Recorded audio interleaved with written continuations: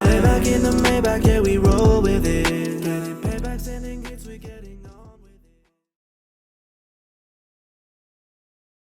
All our minds were wandered into crime, but all we feel is doing time. What's up, guys? Nice to meet you. Nice to meet you too, man. We're excited to get into this. Excited to ask you some questions, but yeah, welcome to the Kolosal show. Sounds good, man. Thanks. Thanks for having us, guys. Of course.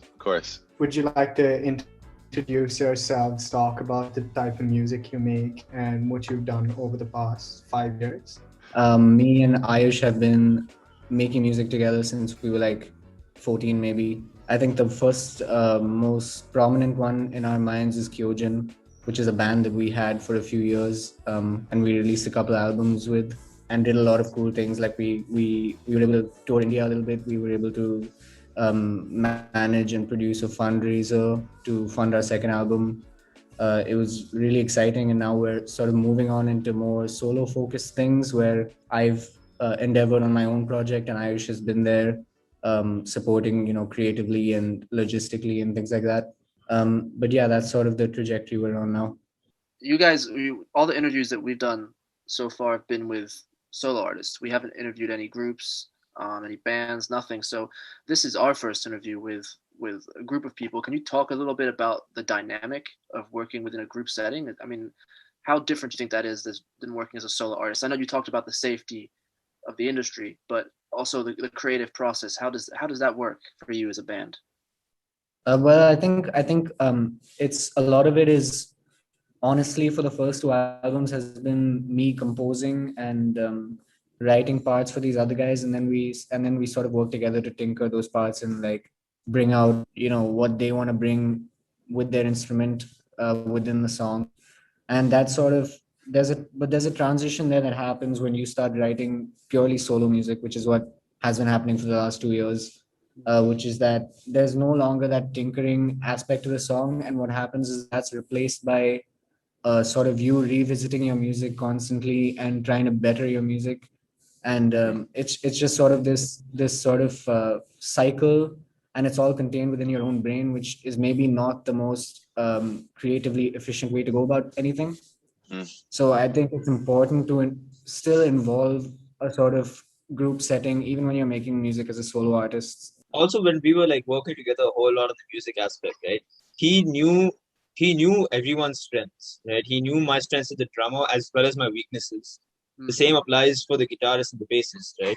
So is this those little things that I feel like when you're working in a group setting, when you're working together as a band, those are the kind of those are the kind of advantages you pull from it. But while, like he said, right, as I've been working with him, not creatively when it comes towards the song, but I've been listening to how the song progresses when as him being a solo artist, right? And every single time he comes to a few of us, we have a pretty tight knit music circle. Every single time he comes to us for advice and something, we all give him from our view. So that's where I feel like I give him, and certain other friends have a different introspective, a different way to look at it. So yeah, that's how it works, I guess. So sticking to Alex's question of how you progress and evolve together as a group, can you tell us a little bit about the transition of your music between Tana and Don't Worry, which was 2 years apart, and how you grew as artists in those 2 years to produce a completely different album in Don't Worry? Yeah, I think it's mostly just discovering the strokes and ripping them off. The two singles we released between the two albums was sort of getting comfortable with bringing on the two other guys in the band, Arvind and Pradyun, and getting them sort of accustomed to their roles in the band. And it's funny because you see the first single is sort of all composed and written by me. I think I also played most of the guitar parts, and it's like as our music progressed, it became easier for them to sort of slot in and bring their expression to the song. And I think Don't Worry is sort of like a culmination of that. Like they really brought a lot to the album, and it wasn't just like it wasn't just them playing through the album. It felt like.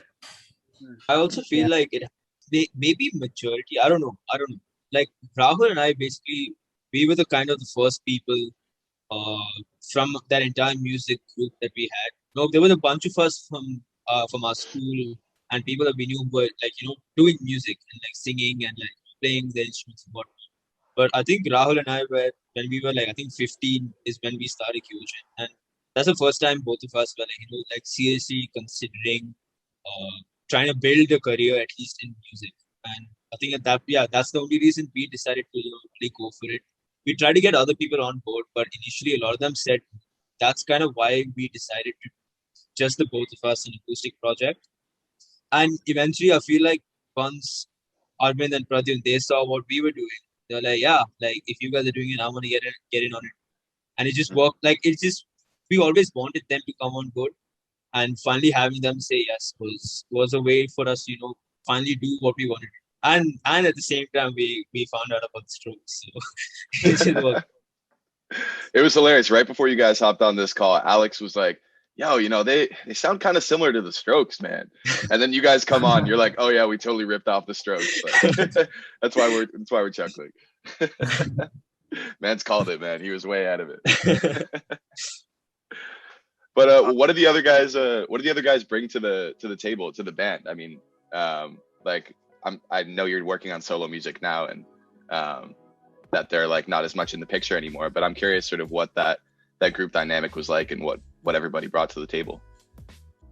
Yeah, I think well, we're all sort of still in the music realm of things. Like everyone's still sort of working in music. I know that Pradyun is starting to make his own music at this point. Arvind has always made his own music. Ayush does what he does. Probably not creatively as much, but functionally and logistically, he's like really involved in music pretty much every day. So it's still progressing like that, and their roles in the band are maybe not. It's not like we're functioning and making new things every day, but we're all still part of sort of a group, and we all talk to each other pretty much almost every day. So there's always that avenue open to be able to make things. But now that I've sort of worked my way into being a more bona fide producer, and so have some of the other people in the group, I feel like that's a whole other direction to our music that we're excited to take now, and that we're looking forward to using. I'm pretty sure we will do something in the future. Whenever the time does permit, I do feel that whenever we do come back, we will create something amazingly good because we've all individually grown as artists. It's exciting to hear that you as a group are still planning on trying to get some things together and trying to still create some art, because I mean I'm a big fan. I was not expecting to like Don't Worry as much as I did, but it was really high quality, man. Like you said, I mean, it sounds a lot like the Strokes. I mean, there are like 3 or 4 songs in there where I was like, yo, this has to be a FIFA song. Like I swear I've heard this before. But it was really quality, man. I was super impressed to hear it. So I'm glad to hear that y'all are possibly going to be coming back together at some point when the time allows. I wanted to ask a quick question, if that's okay, about one of the songs on the project. I think it was Valentine's Day 1998. That song I thought was a little bit different to the rest of the songs on the project.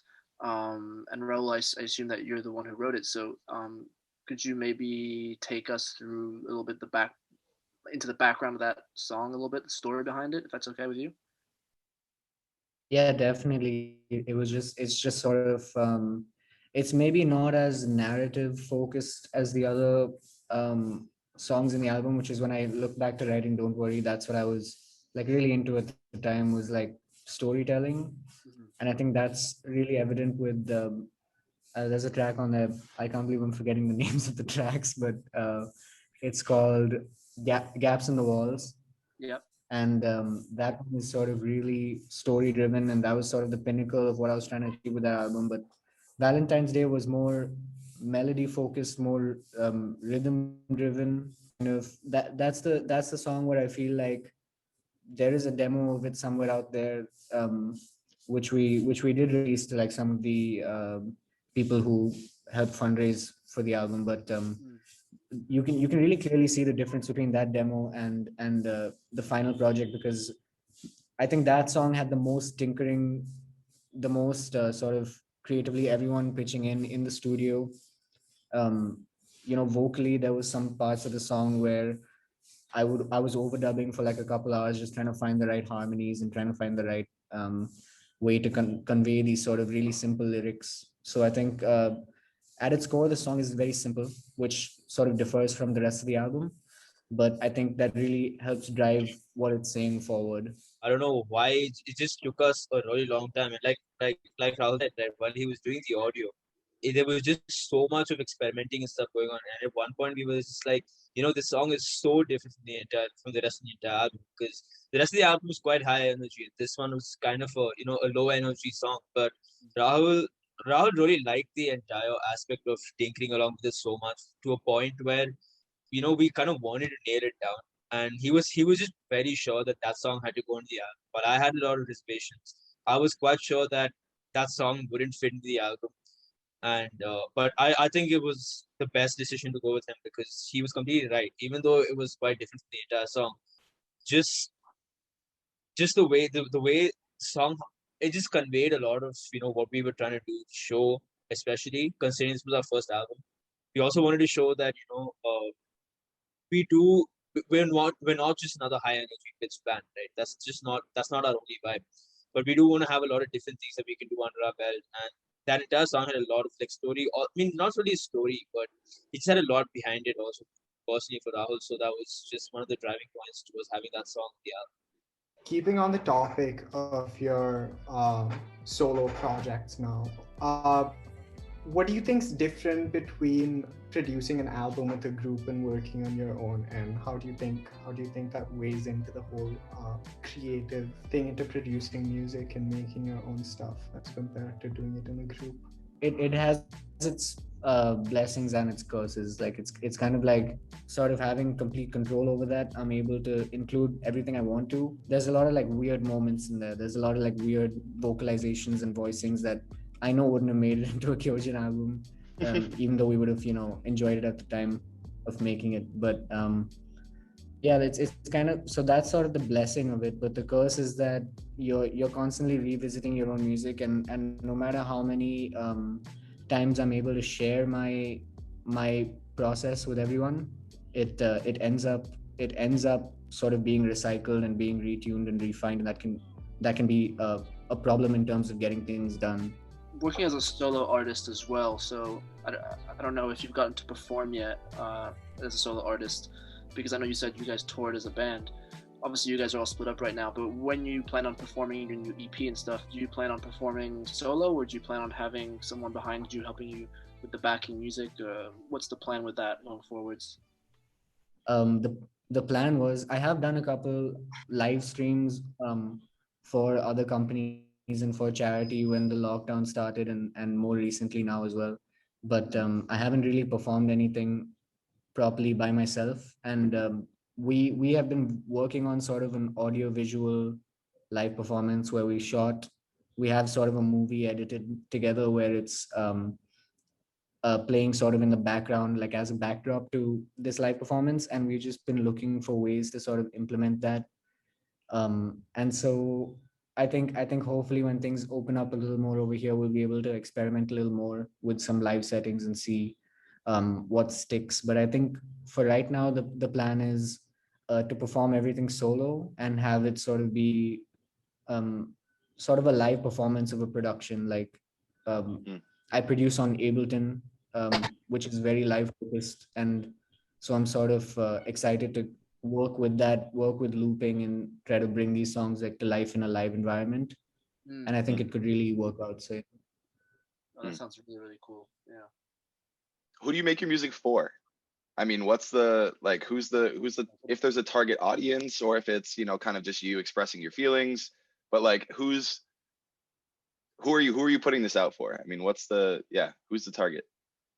I think something that was really interesting with what we did as a band compared to what Rahul's doing solo is that when we were together, I think we were making a lot of music that pleased the four of us. But as the group of four of us, I think we were extremely energetic. um and that kind of is what he wanted to translate on stage. But then when you go towards what Rahul's done solo, I think he's figured out a whole lot of not only what he wants to put out as his strengths and what he wants to be as a musician. He's also realized what's a bit more, I guess, consumer friendly. I don't think that's the exact word, but he's figured out what other people can relate to as well. I just want to ask one more question, which is kind of a question that we ask everyone that we bring on, which is to do with your career. So let's think maybe 1 year, 12 months down the line.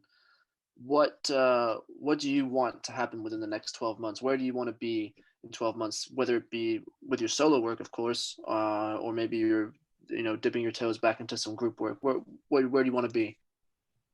Well, I know there's plans. There's definitely plans for us to get back together and make something, especially since we're all going to be back in India for a few months now. But I think as a group, I'm just looking forward to experimenting.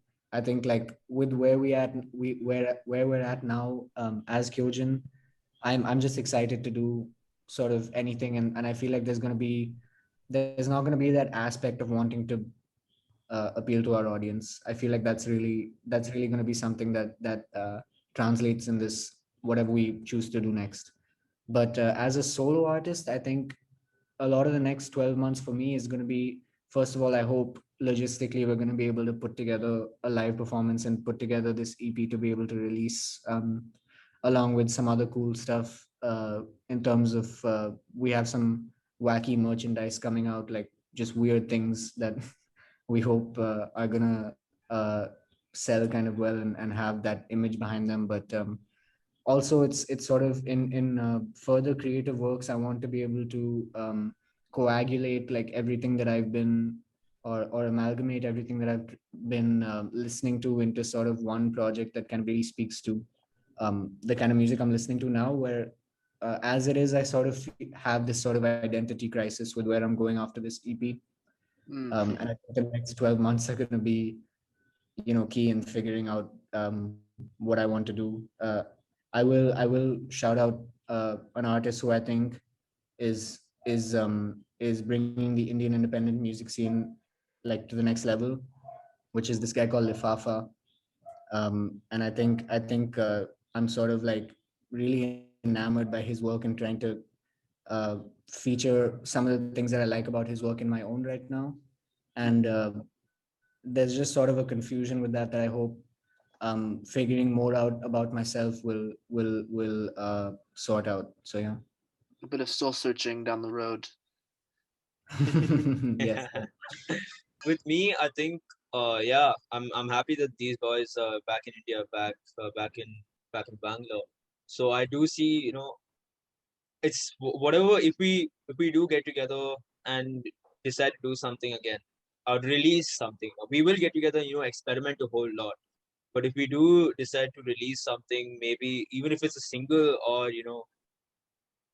electricity's gone. Can you guys still see me? Yeah. Yeah. All right. I don't think this is a okay. Anyway, what I was saying is that if we do get together and this is not a good look. One sec. Only, only in a third. Oh Yeah. God. Is this better?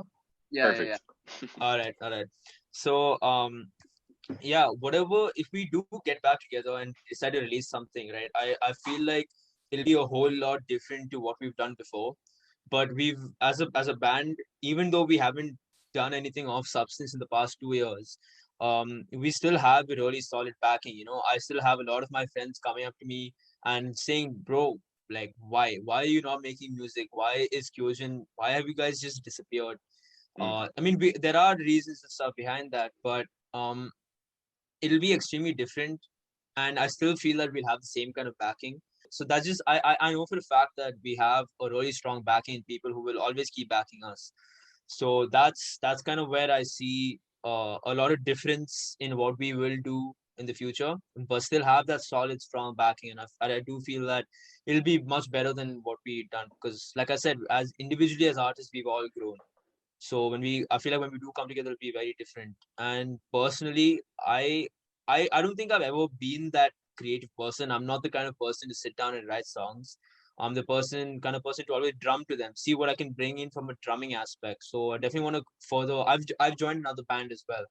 Um, once these guys left to different countries, I joined another band. So that's a purely Bangalore based project. And all of those guys, I'm 20, and the other guys are 35 and 37, and they've been performing for a long time. So that's also a completely different experience, right?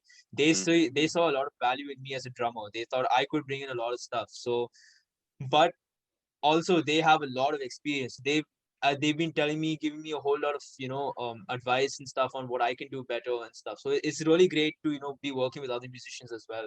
And more importantly, I think I want to get into the business side of music. I want to get into artist management, event management. um I've put up about 5 or 6 live shows up until now, and they've all have been profitable and they've been great, with great success. So I want to see if I can keep going ahead and working in that avenue, because I feel like that's where best I work. So yeah. That's fantastic. Well, Oh yeah. best of luck to you both in your group and solo endeavors. We'll definitely be following you very closely. We'll be obviously sharing whatever you guys decide to put out. And it goes without saying, if you guys ever need anything from us on the Kolosal side, you need another interview, whatever you need, we're here to support you guys because we love your work and we've loved talking to you today. It's been really just a wonderful show. So yeah, thank you very much. We can't thank you enough. Really Thank appreciate you it, guys guys. for having us. Yeah, Thank you Yeah, for thank having you. us. Of course. absolutely. Hey, well, have a great rest of your day. It was lovely to see you guys. Lovely to meet you. Veer, thanks for introducing us. And yeah, thanks for coming on the Colossal Show, boys.